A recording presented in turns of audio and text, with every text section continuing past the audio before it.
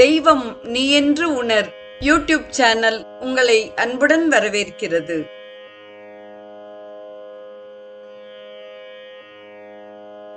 வாழிய செந்தமிழ்.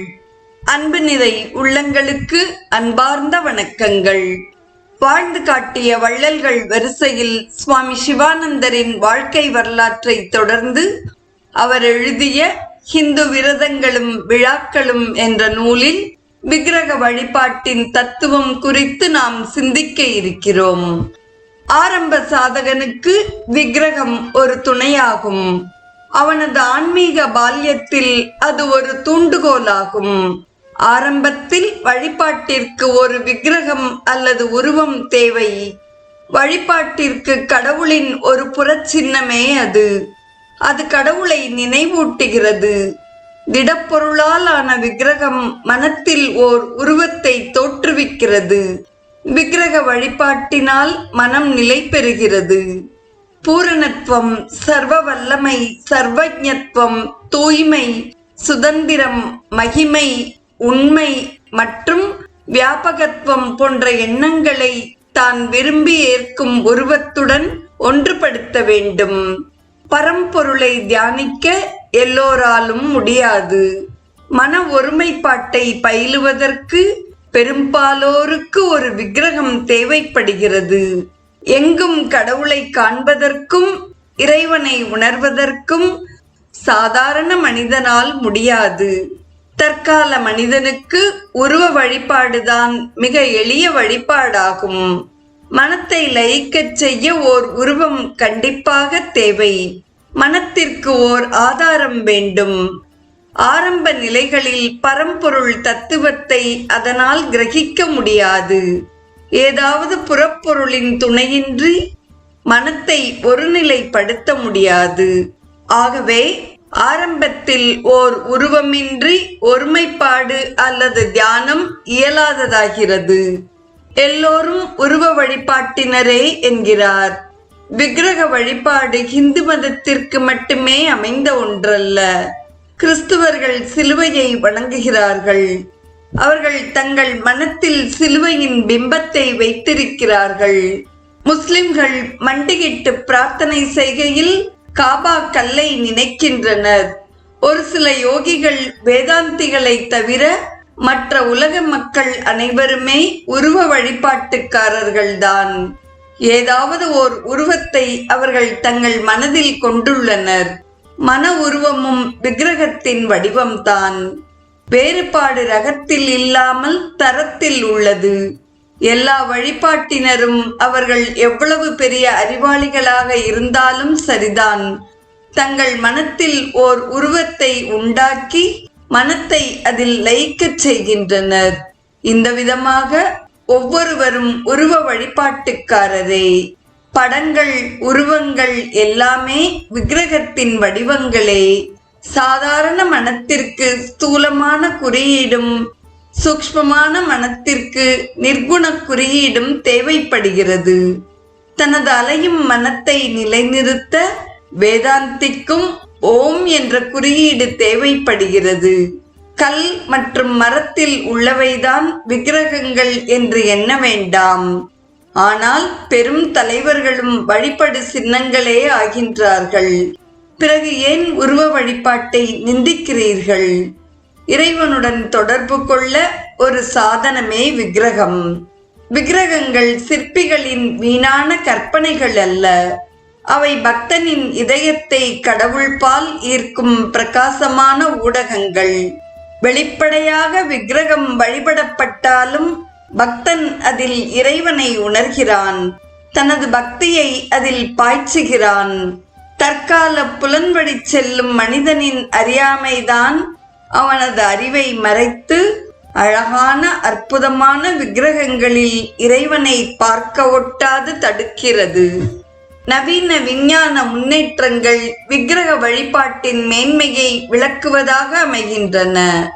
சிறிய ஒரு ரேடியோ அல்லது டிவி பெட்டியில் எவ்வளவு பாடகர்களும் பேச்சாளர்களும் அடங்கி விடுகின்றனர்.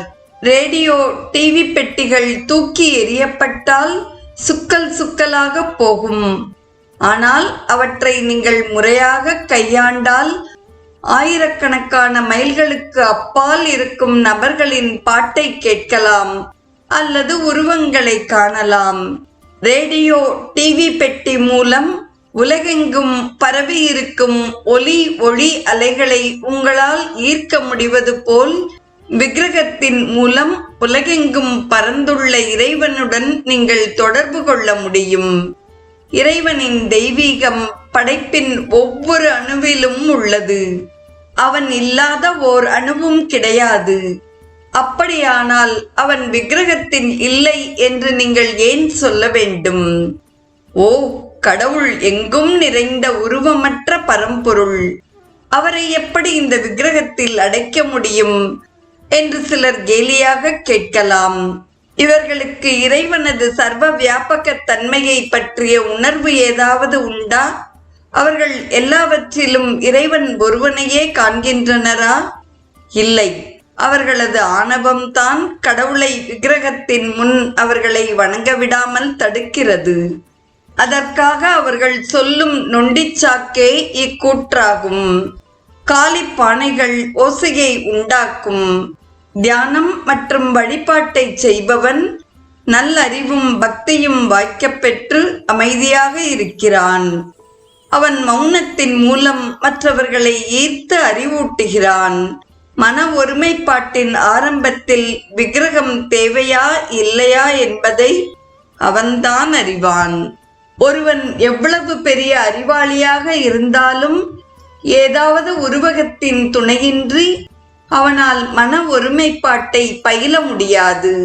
எனக்கு விக்கிரகம் பிடிக்காது, ஓர் உருவத்தில் தியானிக்க நான் விரும்பவில்லை என்று ஒரு மேதை அல்லது அறிஞன் தனது கர்வத்தின் காரணமாக கூறலாம்.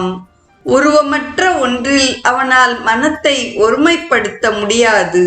ஒரு விக்கிரகத்தில் அவன் தியானிக்கிறான் என தெரிந்தால் மக்கள் அவனை கேலி செய்வர் என்று அவன் நினைக்கிறான். உருவமற்ற ஒன்றில் அவனால் தியானிக்கவே முடியாது. வெறுமனே அவன் பேசுகிறான், வாதம் செய்கிறான், நடிக்கிறான். தேவையற்ற விவாதங்களில் அவன் தன் வாழ்வை வீணடிக்கிறான். டன் கணக்கான கொள்கைகளை காட்டிலும் ஒரு அவுன்ஸ் நடைமுறை பயிற்சி எவ்வளவோ மேலானது. பெரும்பான்மையான அறிஞர்களிடம் அறிவு ஓர் இடையூறாகவே உள்ளது. பிரம்மன் என்பதெல்லாம் வெறும் ஊகம், உணர்வு கடந்த நிலை என்பது ஒரு பொய்யுரை. வேதாந்திகளின் ஆத்ம போதம் என்பது ஒரு வெறும் கற்பனை என்று அவர்கள் கூறுகின்றனர். அறியாத மக்கள், அவர்கள் அறியாமையில் மூழ்கியுள்ளனர். ஆத்ம ஞானத்தின் முன் வெறும் தூசுக்கு சமமான லோகாயத அறிவினால் அவர்கள் மயக்கப்பட்டு இருக்கிறார்கள். இத்தகையவர்களுக்கு கதிமோக்ஷமே கிடையாது. முதலில் சத்சங்கத்தின் மூலம் அவர்களது தவறான கருத்துக்கள் நல்ல எண்ணங்களால் போக்கடிக்கப்பட வேண்டும். அப்பொழுதுதான் தங்கள் தவறுகளை அவர்கள் உணர்வர். இறைவன் அவர்களுக்கு தெளிவான புத்தியையும் உண்மை ஞானத்திற்கான நாட்டத்தையும் அருள்வாராக என்று குருதேவர் கூறும் இந்த மொழிகளோடு இன்றைய நிகழ்வு நிறைவு பெறுகிறது. இதன் தொடர்ச்சியை நாம் நாளையும் தொடர்ந்து சிந்திப்போம். இன்றைய நிகழ்வை கேட்டு பயனுற்ற அத்துணை நல்ல உள்ளங்களுக்கும் நெஞ்சார்ந்த நன்றி. வாழிய செந்தமிழ், வாழ்க நற்றமிழர், வாழிய பாரத மணித்திருநாடு. தெய்வம் நீ என்று உணர் யூடியூப் சேனலை கேட்டு மகிழ்ந்த நீங்கள் உங்கள் நட்பு வட்டத்திற்கும் பகிர்ந்து தொடர்ந்து உங்களது நல்ல ஆதரவினை சப்ஸ்கிரைப் செய்து வழங்குமாறு அன்புடன் வேண்டுவது உங்கள் அன்பின் விசாலம்.